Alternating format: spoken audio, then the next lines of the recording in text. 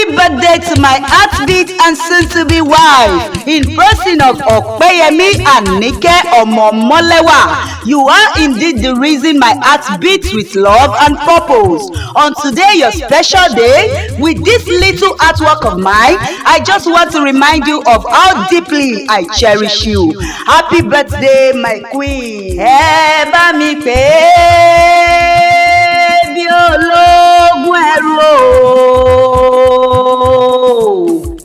Ẹ bá mi kà bí bàtà Ọpẹ́yẹmí Àníkẹ́ tí ń ṣọjọ́ ìbí lónìí. Mèbánikẹ́ lobìnrin rọ̀gbọ̀dọ̀ tí gbogbo ọkùnrin kò lọ́nà tí wọ́n yọ wọ́n ṣẹ́. Wọ́n ń pé tèmi ni ó bá, tèmi ni ó mú o. Àdúmáradán tí ń ṣọjọ́ ìbí lónìí ni mo wá kí o. Èyí fújòwó, èyí mẹ́nugún, arẹwà obìnrin àtàtà ọmọ Ọmọlẹ́wà ṣáni mò ń ké sí. Òkú ayọ̀, òkú ọdún, ẹ̀mí rẹ tó ṣe tòní, á ṣe púpọ̀ rẹ̀ lágbára dání wáyé. Àníkẹ́ òkú ọdún òní o. Ọmọ́túndé Ọláìdé Múrítàdá ló ń bá ọ dúpẹ́ fọlọ́run Elédùmarè ọba tó pa ọmọ tilétilé, ọba tó kà ọ́ yẹ láàrin ọ̀pọ̀ ènìyàn. Àníkẹ́mi bọ́pọ̀ ẹgbẹ́ rẹ̀ ló ti kú, ọ̀pọ̀ ẹgbẹ́ rẹ̀ ló ti nù, ọ̀pọ̀ ló ti filẹ̀ ṣaṣọbora.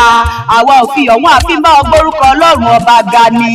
Gẹ́gẹ́ bí mo ti wí lẹ́ǹkan o, mo ní Ọmọ́túndé Ọláìdé ló ń pè mí sórí aago. Ó lájẹ́ ìgbédákun wá bá mi kífẹ̀ẹ́ mi, ayọ̀ mi, ìdùnnú mi, ẹni bí ọkàn mi tí ń ṣọjọ́ ìbí lónìí. Àbíbàtú Ọpẹ́yẹmí ọmọ Ọmọlẹ́wà máa gbọ́ dídùn ẹnu mi.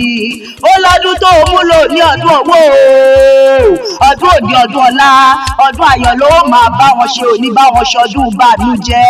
Ó ní wàá gbó, wàá tọ́, wàá fọwọ́ pa, wàá sì tún fèrègì jobi. Ìgbà ilé rẹ̀ ò ní di, àwọn ilé rẹ̀ ò ní fọ́ porogodo. Àníkẹ́ Ọpẹ́yẹmí wọ́n ní bó ti wù kó pẹ́ láyé tó ní mọ̀ nira. Ọ̀dẹ roko ọ̀dẹ pẹ̀ràn, wọ́n lẹ́ràn kí lọ́dẹ pa. Ọ̀dẹ pẹ̀ràn òkété, Àníkẹ́ ikú àárẹ̀ ọ̀kété. Ọ̀dẹ roko ọ̀dẹ pẹ̀ràn, wọ́n tún lẹ́ràn kí lọ́dẹ pa. Ọ̀dẹ pẹ̀ràn wàwà Ọpẹ́yẹmí ó wá wálé nínú ọdún tuntun. Àtẹ̀pẹ́lẹsẹ̀ ń tẹ̀nà, Ọláìdé ní ìfẹ́ mi, a ó jọ tẹ̀lẹ̀ yìí pẹ́pẹ́pẹ́pẹ́. Iná ìfẹ́ wa ò ní kú, ọkọ̀ ìfẹ́ wa ò ní wọ́ mi, a ó jọ débùté ayọ̀ nínú ìrìn àjò ìfẹ́ wa lágbára Ọlọ́run ọba. Àbíbàtú Ọpẹ́yẹmí Àníkẹ́ o, ó ní kó o máa dá lóní gọ́jọ̀gọ́jọ̀. Àṣeyíṣe mí sí nínú ọlá ńlá, àlàáfíà àtàkù tí ṣe baálẹ̀ ọ̀rọ̀ dandan. Èrè gbogbo wa dilé o. Àníkẹ́ ọmọ Ọmọlẹ́wà, mo lérè gbogbo dínú pálọ̀ àwọn bàbá tó bí ọlọ́mọ gẹ́gẹ́ bí a ti fi rán mi. Dákun tẹ́tí rẹ̀ bẹ̀lẹ̀ jẹ́ kó o máa gbọ́ dídùn ẹnu mi. Èmi mọ̀lé àwọn bàbá tó bí ọlọ́mọ gọ́gọ́. Àníkẹ́ mẹ́bí wọ́n lọ́mọ ìwọ olódò ọba tí ń jẹ́ Tẹ́nígbọ́lá. Ìwọ lọ́mọ Tẹ́nígbọ́lá, ọmọ aṣàdúrà gbọ́rẹ́. Ìwọ tẹ́yà Odídẹrẹ́ pè lọ́jọ́ ọjọ́ sí tẹnu rẹ̀ ká kòkòròbó tó bí agogo. Odídẹrẹ́ ò já ọmọ bí ìwọ gbégbà lọ.